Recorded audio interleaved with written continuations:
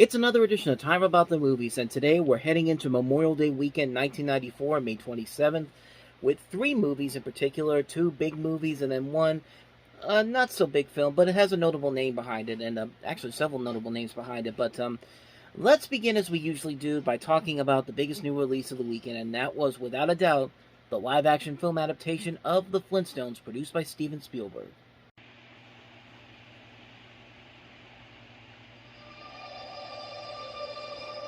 You are about to embark on an extraordinary journey. A voyage to the very dawn of civilization. To a place called Bedrock. Hey, the K vacuum forecast for tonight calls for light seismic activity and a 20% chance of meteor shower. Where human society as we know it was born. It was home to modern Stone Age man. Home to the Flintstones. This summer, from Universal Pictures and Amblin Entertainment. Flintstones, meet the Flintstones. From the town of Bedrock, they came right on the Flintstone beat. Let's ride with the family down the street. John Goodman, Rick Moranis, Elizabeth Perkins, Rosie O'Donnell, Kyle MacLachlan, Halle Berry, Jonathan Winters, the BC-52s, and Elizabeth Taylor. Fred Flintstone, you've arrived. I'm only one man. Not from the back. It doesn't get any better than this. Steven Spielberg presents The Flintstones. Directed by Brian Levant. So the Flintstones movie was one of those many Hanna-Barbera projects that were in development hell for several years. This actually started production back in 1985 and actually had Joel Silver as the producer on it, and they were actually going to do it with a script by Stephen E. D'Souza, who you would know from the Die Hard movies. Also wrote and directed Street Fighter, and it was going to be directed by Richard Donner, but that never came to be as the film kind of went into production hell after that. They got many different writers on here. In fact, when they finally put this movie together, they actually got so many writers involved into this that they dubbed them the Flintstone 8, and there's like a ton of different writers on here, and there's people like notable names like David Silverman from The Simpsons, Steven Sustarix, who you probably don't know by name, but you know his work. He directed Wayne's World 2. Nancy Steen, Neil Thompson, Brian Levant. There's some other names all throughout this, including David Richardson, someone else from The Simpsons. Lowell Gans and Babaloo Mandel from City Slickers also worked on it. There were just so many different writers on here that when they actually put the first teaser poster out for it, they couldn't even put all the names of the people that were involved in the final product. They actually had to put a number of different names, and I've got the proof of that right here. So there's the nice-looking Flintstones poster. It's a really good-looking teaser poster from... I'm on the IMP Awards website. If you want to look for some great archival movie posters, this is the place to go to. There's their thing right there. But, yeah, this was the teaser poster, and look at all the names that are there on the bottom. So you got Michael Wilson, the director, Brian Levant, Al Ideekman, Sidney Beagle, Lloyd Garver, David Silverman, Steven Sustarsic, Nancy Steen, Neil Thompson. All these names are on here, but when the final poster actually came out, if I can just go to there,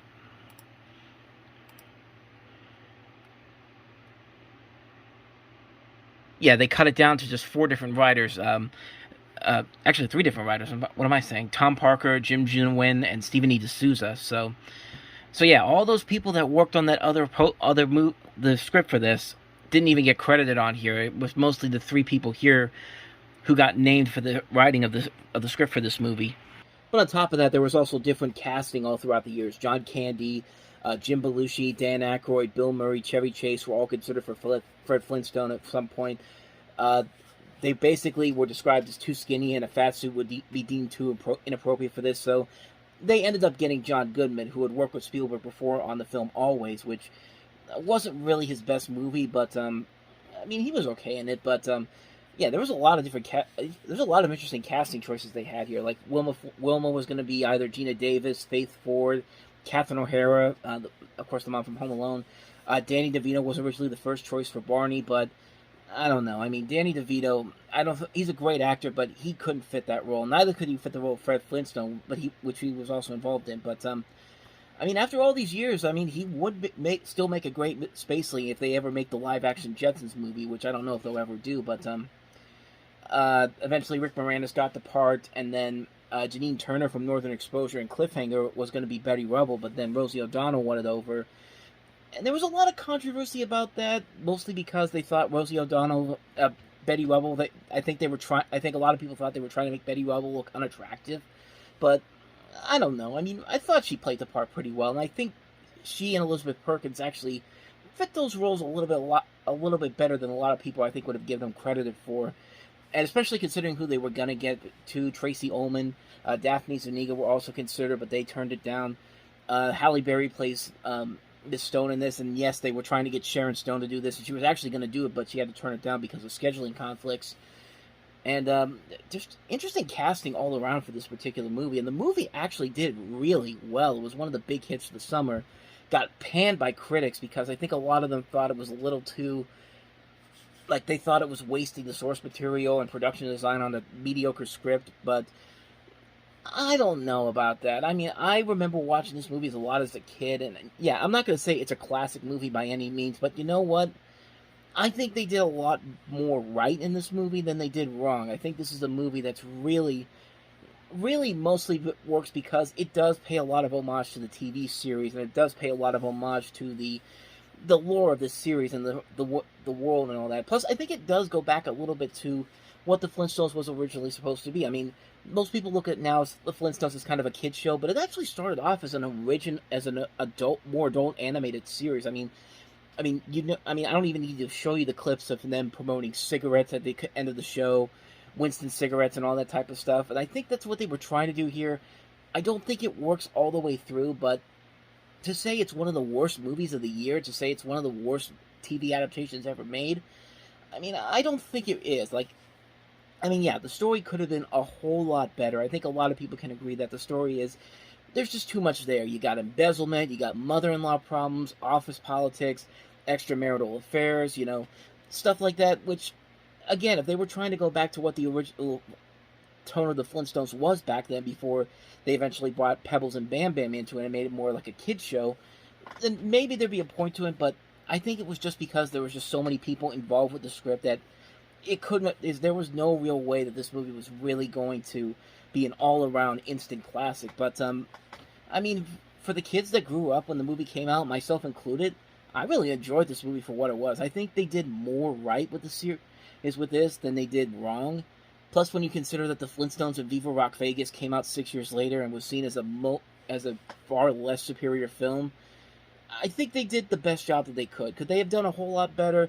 Absolutely. I think there could have been another polished script around, but the effort is clearly there. I think these actors do fit these roles pretty well, and I think it is a very fun movie. There's still a lot of good moments in there, a lot of great moments reminiscent of the show itself, and it is a fun movie. I think it's a very, very fun film that really fits the mold of what you expect from a live-action Flintstones movie, and considering what other live-action Hanna-Barbera adaptations we've gotten since then, this still sticks out as probably one of the best ones, which really isn't saying a whole lot, but you know what? I still really enjoyed it. I still had a ton of fun with it. The Flintstones. Not a great movie, not a perfect movie, but ton of fun. I think it's a lot better than people give it credit for, So that's the Flintstones. Now let's move on to the next movie, which is not very good. And if you've read my stuff for the longest time, you know that this is probably one of my least favorite movies of all time, and that is Eddie Murphy starring in Beverly Hills Cop 3. Hello, my name's Axel Foley. I'm looking for... Hello, welcome to the Beverly Hills Police Department. To continue this message in English, press 1 pound. If you have homeless people on your lawn, press 2 star. So what brings you to California, Axel? Vacation? I'm looking for a killer. One, please. We got some evidence that points to one the world. Thank you. Thank you. I mean, Rufus Rabbit has gone berserk. You got yourself in the middle of a federal investigation. That guy killed a police officer. He killed a friend of mine. You just keep him out of my face and out of my park. Ladies and gentlemen, it is a tremendous surprise for Mr. DeWall to have me standing right next to him right now. You know, right now I can feel his body tingling. Bring that man down. Code red on the spider. Now, hold on tight. Axel, Hey, officers, I want this man arrested. I'm sure you can explain everything, or maybe you can't explain anything. We're going back to Detroit. You got to turn yourself in, man. Why is it so hard for y'all to see there's something bad going on at that park? Kill him.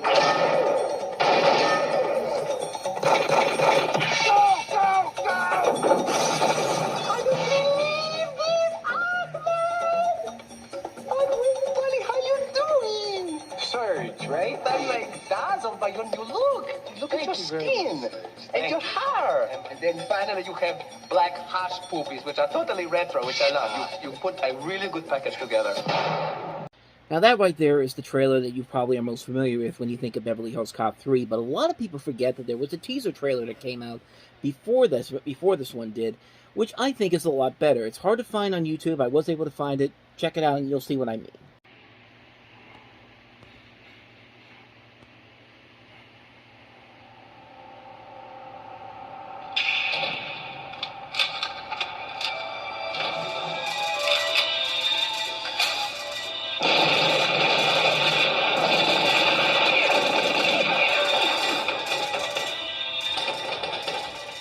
Some guy.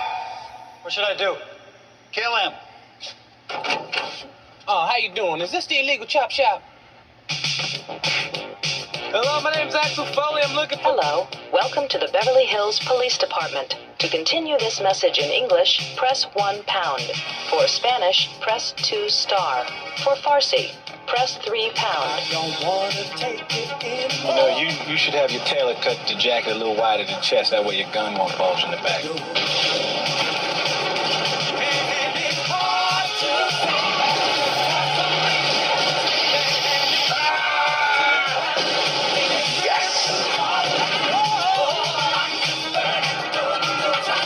You said they had no guns. They must have changed their worldview. Go!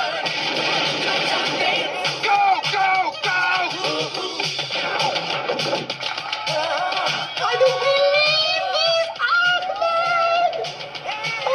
Buddy, how you doing? Surge, right? Cell.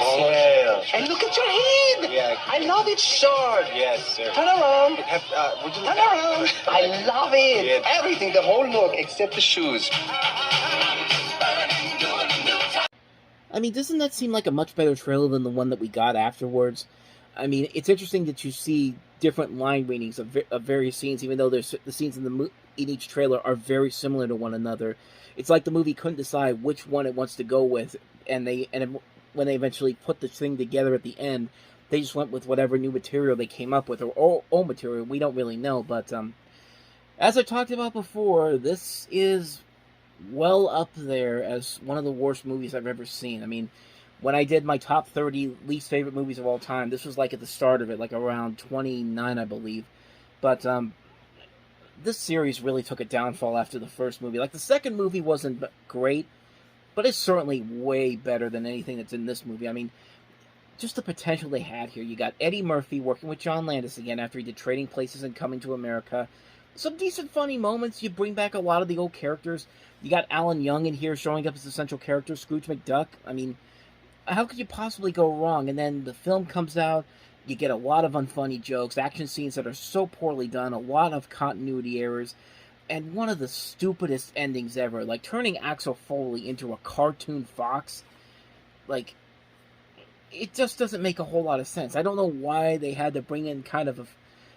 not go all around family film aspect, because it is still rated R, but you just know that this was not how they wanted this to turn out. I mean, for many years now, Eddie Murphy's been trying to get a new Beverly Hills Cop movie made to get this series back on track, and honestly, he should. I mean, there's been attempts. There's been a CBS pilot that they were going to do with the dude from Tropic Thunder, Brandon. Is it Brandon T. Jackson? He was also in Percy Jackson. He was in Big Mama's House, the third one, the one that you shouldn't see, but I mean, it's still Eddie Murphy. The guy still can be really funny, and he's proven in the last couple of years he can still be a great actor. Go watch Dolomite Is My Name on Netflix. I mean, fantastic film that Eddie Murphy should have gotten an Oscar nomination for at least. But I did hear that they're doing another Beverly Hills Cop film, this time with the guys from Bad Boys for Life. And Bad Boys for Life was a great movie. It was actually one of the best sequels I've seen in a long, long time. And, you know, my thing about sequels that come after a long period of time, if you get these guys to do it, they can actually make it work. So apparently it's happening. It's going to be on Netflix. Hopefully it'll be good. But, man, Beverly Hills Cop 3 fails compared to what the first two movies were, is that, much like with Blues Brothers 2000, which is another terrible sequel to an 80s movie that came out well after its time, you get the sense the film was trying to sell this movie to more younger audiences than to the adults. Like I said, it still has an R rating, but really, take some of the bloodier action sequences in this, and there's a surprising amount of them. You basically have something on a PG-13 level, and for Beverly Hills Cop, you can't really do that. It failed because the people who worked on this felt like they didn't want to do it. There's reports out there that Eddie Murphy was in such a state of depression that when he decided to do this, he had publicly came out against it, basically saying it was atrocious. It was a disgrace that the character was kind of banished from Hollywood for a while. And he felt that the third film did not reveal enough of the edginess of Axel that was presented in the first two movies. And he's right. It's not in here in this movie. And like I said, he wants to bring this character back. And hopefully with this new fourth film that comes out, hopefully by pretty soon, maybe he can finally get back on track. But, man, Beverly Hills Cop 3 is not what you should be getting from a Beverly Hills Cop sequel. It's a movie that lacks the comedy, it lacks the heart, it lacks the action, it lacks the good storytelling, it lacks Eddie Murphy's wit and edge to the character. It's a threequel that feels like nothing but a bad cash grab. It came out way after the zeitgeist of the original films was gone, and it sucks. It's plain and simple, it just sucks. It's a movie that's not funny, it's not enjoyable, it's a mess of a film. It was a film that was part of Eddie Murphy's slight downfall in the 90s, and you can definitely see why. It's a movie that just didn't work. Yeah, that's pretty much all I got to say about that one. Beverly Hills Cop 3, it's easily one of the worst movies I've ever seen. In my top 30, so. Let's end this on a much more positive note. Let's take a look at our last movie, and that is Bernardo Bertolucci's Little Buddha.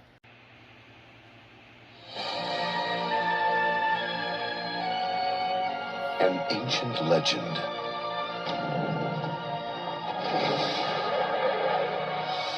An American family. A prince in search of truth. A master in quest of a miracle. So you're here in Seattle to find someone? Yes, we are looking for his reincarnation. But now we think he might have been reborn right here as your son. Honey, I need a scotch. So do I. Have they found him? Perhaps. From acclaimed director Bernardo Bertolucci, creator of The Last Emperor, comes an extraordinary story about an incredible adventure. From the house next door to the rooftop of the world. A magical journey to the mystical place where past and present meet.